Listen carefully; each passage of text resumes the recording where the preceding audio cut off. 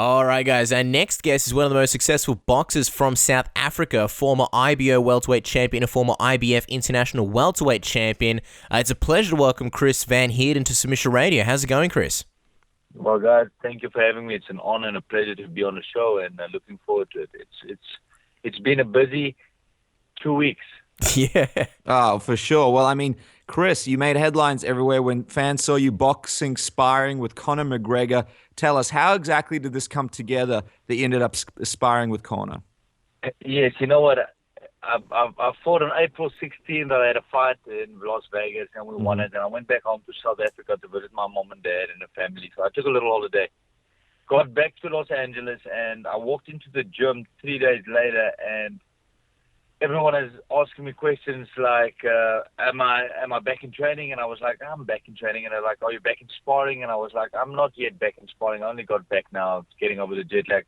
And I said, why? And they said, no, because there's someone that wants you to spar with him. And I was like, who's this someone? And they said, no, don't worry. Just, he's on his way. If you don't mind, would you wait at the gym? So I stood at the gym and I was waiting. And the next moment, Conor McGregor walks into Box and Burn here in Los Angeles. And I knew immediately I knew it was Conor, and I was just excited. And Conor and myself introduced each other, and he knew that I was a boxer because he said, hey, Chris, I've heard a lot of good things about you. So obviously the guys at the gym told him about me, and he said, I believe you're a southpaw. I said, yes. And he says, do you mind helping me with on a few occasions with sparring?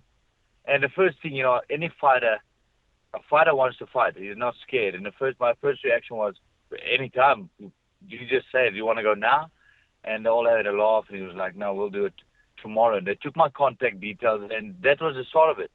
That's pretty awesome. I mean, here comes obviously this, big star in Conor McGregor, and he's seeking you out. How did that feel that he, specifically wanted to spar with you? I don't know. Obviously the guys at the gym or whoever told him about me, and I bet his management team and them checked into me a little bit. And it just felt good to know that, I knew to jump the boat right now, because I knew with the whole Mayweather-McGregor talks in the line, and now me sparring with McGregor, I knew my name would just blow up so much. I knew it. And I saw the opportunity, and I grabbed it. Now, you're actually, for people that don't know, because there is a big fan base here in Australia, New Zealand, and across America that are listening to this program. You're a big, big star in South Africa, so maybe perhaps he heard about you there, but probably not that much experience sparring MMA fighters before. Was that the first time that you sparred an MMA fighter in a boxing sparring match? Yes, that was the first time I've ever laced gloves up against an MMA fighter. And Conor McGregor has got about 15 pounds on me, so it's bigger than me. But the argument was for myself. I wanted to answer a question personally for myself. That's why I did it, because the argument is I wanted to prove to myself that no MMA fighter in a stand-up game will be able to handle a stand-up professional champion boxer in a stand-up game, because this is what we do for a living. And I wanted to prove to myself that I can go with even an MMA guy like Conor McGregor, which is the biggest name in the UFC at the moment. And I wanted to prove it to myself. So that was the first time I did it. I'm just wondering, obviously you mentioned you wanted to prove it to yourself. Was there a bit of pressure there for yourself as well? Because obviously you wanted to... Not at all. No pressure at all. You know what? I enjoy getting in the ring. And people that know me know that my happy place is when we lace up the gloves and we go toe-to-toe. That's my happy place. So absolutely no pressure. I was excited because I knew that a big name like Conor McGregor and myself, once this gets out, this is going to be huge for me. So I was just excited to get this going and see how good Conor McGregor is in his stand-up game. By now, most people have seen the leaked footage of a small part of that sparring session. Afterwards, were you satisfied? Did you feel like you had proven that to yourself? Well, the footage that leaked out, I only afterwards found out. I saw it all over the internet. I was like, how did this get out? Because I had no idea that this footage was taken with the sense of getting it out there. So people's got to understand, sparring is sparring. We're not in there to kill each other, And then again, I just came off a 1 month holiday back in the gym. First time I laced up gloves. And I've got footage on my phone that would probably shock everyone, but I was happy. I was happy because I knew I was in control every round, and I was happy with what I wanted to feel. Mm-hmm. You said that you've got footage that might shock everyone. What about it would be shocking? I got once those footage got out, people were filming footage, and I've got sparring footage where you can clearly see I am the professional boxer and not Conor. Mm-hmm. Let's talk about that for a second. I mean, you mentioned that you were competitive in every round. What did you take away from Conor's boxing skills? I mean, Let me say this. Let me answer this question to you guys first, because I know everyone wants to know this. Can Conor McGregor box? Mm-hmm. Yes. I never knew Conor McGregor has actually got an amateur boxing background as an Irish boxer and Irish champion. Can Conor McGregor box? Yes, he can. Okay, I was shocked as how well he can handle himself in the ring. You can immediately see that Conor has got a boxing background and that he knows how to use his hands. Yes, Conor can fight. It's the important things that showed, like the footwork, the balancing of the feet, crossing the feet, where he places his feet, his defense. The small things that a boxer is so focused on that Conor McGregor lacks. And it was easy for me to capitalize on mistakes like that. I would honestly say if Conor McGregor can focus on his stand-up game, on boxing, let's say he can get a 2-3 month training camp where he can mainly focus on boxing, on his boxing ability, and polish some skills, some small mistakes. Conor can shock a lot of boxers out there by what he might do. How do you think he would do if he were to transition in boxing?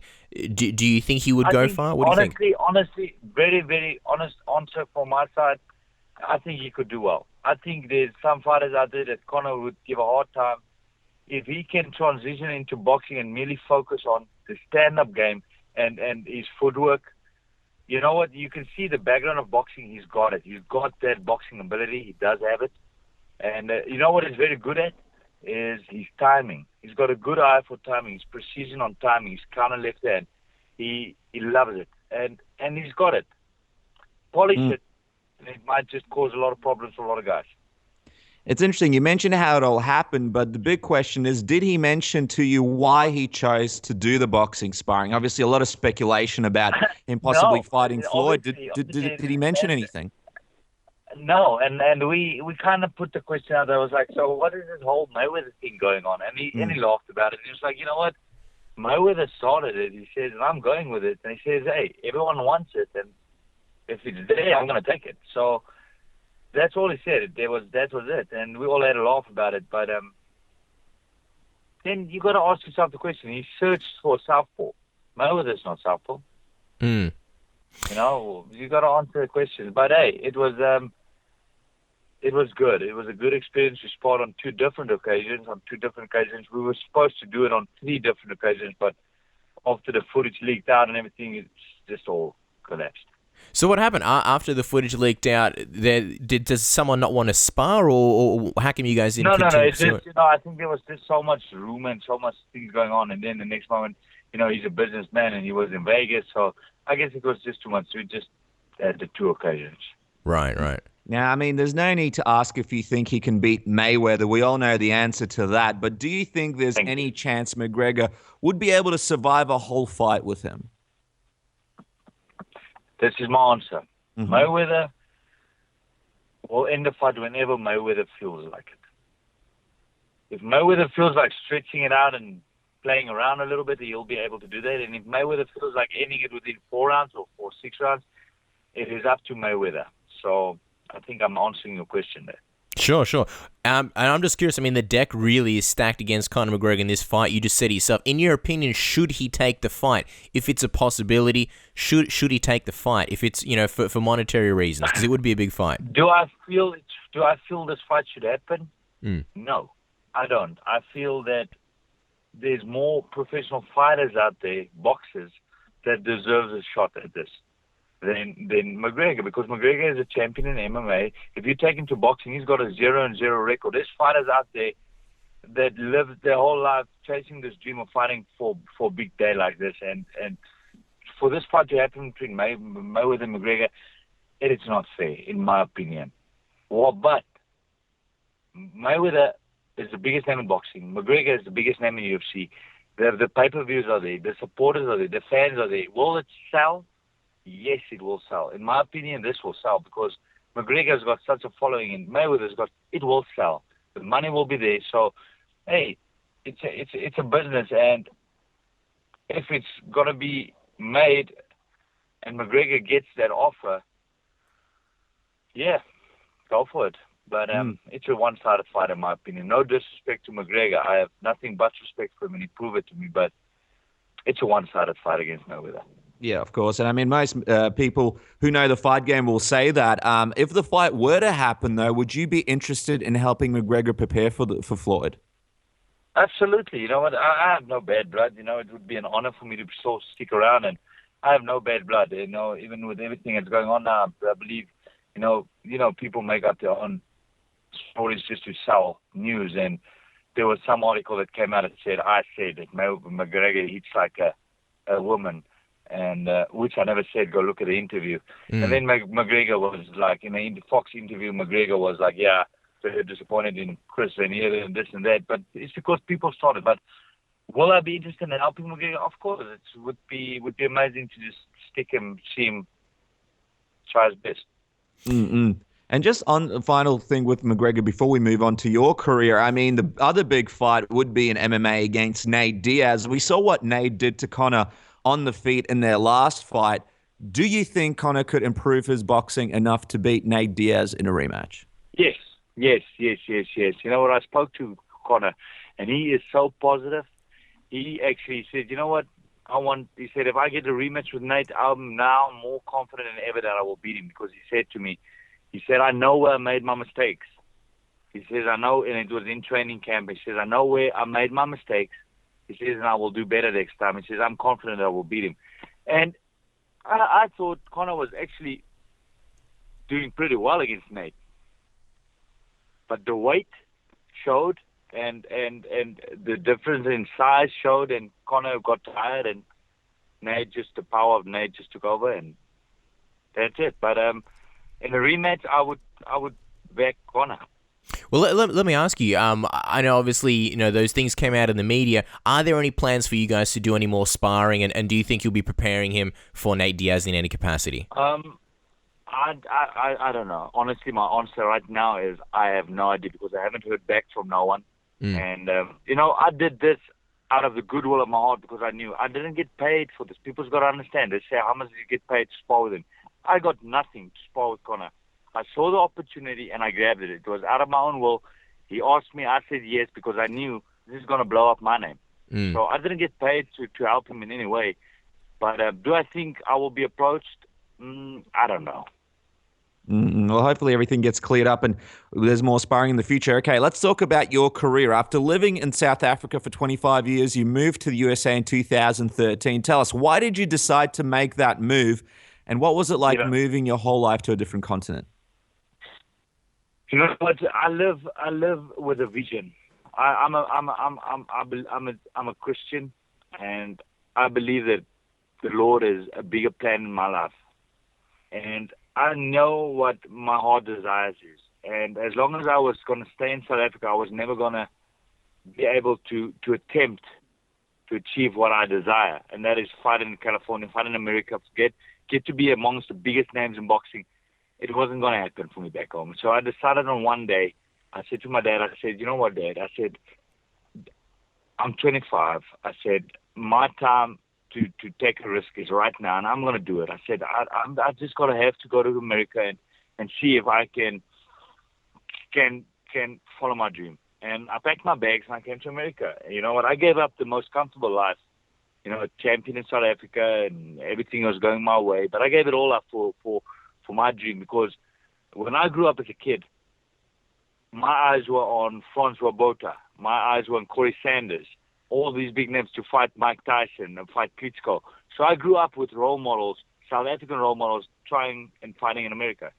So I asked my dad, I said, who at the moment is in America, South Africans are in America, that's giving these kids of today hope? And we couldn't find one name. I said, I want to be that guy. I want to go to America, and I want to be that guy that inspires the kids in South Africa growing up with this passion of boxing to look up to me and say, you know what, Chris is there. Chris is amongst them. We can do it as well. And that is the main reason. And so far, I've been in America for just over 2 years, and my name back home has just blown right through the roof. You know what? I've achieved so much in 2 years on a very small scale. I was Miguel Cotto's main sparring partner, a superstar. I was Canelo's sparring partner, a superstar. I was trained by Freddie Roach, a South African trained by Freddie Roach. I fought at Madison Square Garden, and I won the IBF International title with Freddie Roach in my corner. I went on to spar with Ray Belcher in Fort Covert. I went on to be amongst Sugar Shane Mosley. I sparred Victor Ortiz. And this is something that doesn't really happen for kids in South Africa. And now they all look at me and they go, but Chris is amongst all these stars. Look at him. And that is what I wanted. That was my aim, was to inspire kids back home. That's why I packed my bags and I came to America. Wow, that's extremely inspirational. And you mentioned, last year you had your first fight at the iconic Madison Square Garden. It's an arena that has eluded MMA fans for many years, and the UFC is yet to have a show there. What was that experience like for you? And, was it like a dream come true to win there? Yes. You walk into Madison Square Garden, you feel the energy.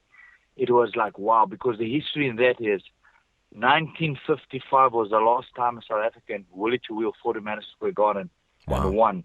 And 60 years later, I won with Freddie Roach in my corner. I said, that is some achievement for myself. And the energy in Madison Square Garden, the atmosphere was amazing. It blew me. Mm-hmm. Well, your last fight was almost 2 months ago, win in Las Vegas. When do you think we'll see you back in the ring? And is there anyone particular that you'd like to face next?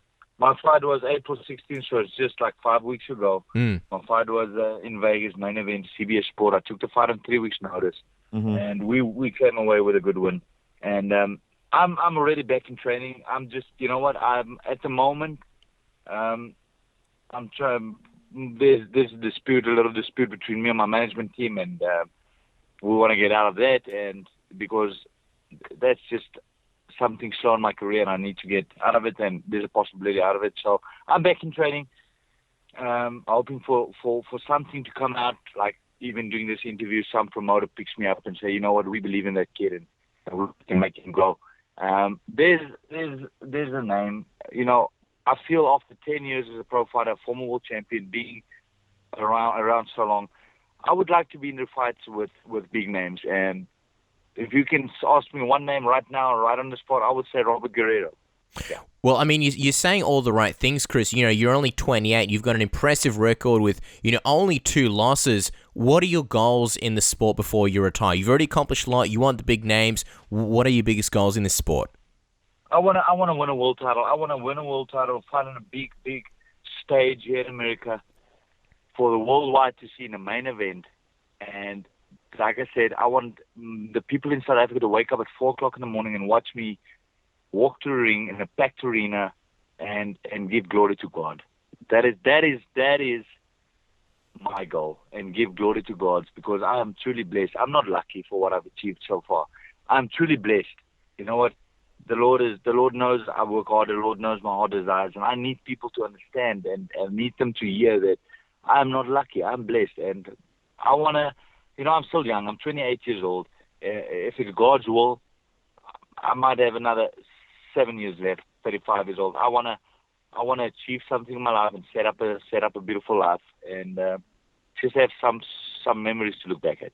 Well, Chris, finally, before we let you go, like you mentioned, you were a sparring partner for Canelo for 6 weeks. We have to ask you, who do you think would win in the super fight between him and Golovkin? Do you think Canelo can do it? I'm gonna have to say I've got to go with Triple G. All right. Okay. Why is that? I mean, I think a lot of people are picking Triple G, but give us the breakdown. Triple G is the bigger man. Triple G is the natural middleweight. He fights at that weight. That's his weight division. He is the bigger guy. He's just, I would say, it looks like I've never spotted him, so I can't say, but he's packing power in both hands. Mm. He's consistent with his power, and he comes forward. Where Canelo is got that one punch power, where if he really throws it, he's going to knock out. He taps player, but he's got that one punch power, and I don't think he's going to be able to back Triple G off with only one punch power. Where Triple G has power in both hands and is consistent, I think it would be too much for Canelo. Well, there you go. You heard it from the man himself. Guys, make sure to follow Chris on Twitter at TheHeat001, on Instagram at Chris Van Heerden 001, and Facebook, Chris Van Heerden Boxing. He's extremely nice to all his followers and loves answering everyone's questions via social media. And he's obviously extremely nice, and you can hear, as you can hear from this interview. Chris, thank you so much for taking the time chatting with us. All the best with your next fight, and we hope that it one day happens, that all of South Africa will be waking up at 4 a.m. To watch you. Thank you so much. Before I go, I want to leave you guys with one message. Remember these words to everyone that listens, and I live by these words. A lot of people miss the opportunity of success in life merely because they are afraid to take risks. Take that risk, and you'll see it might be the best thing you've ever done.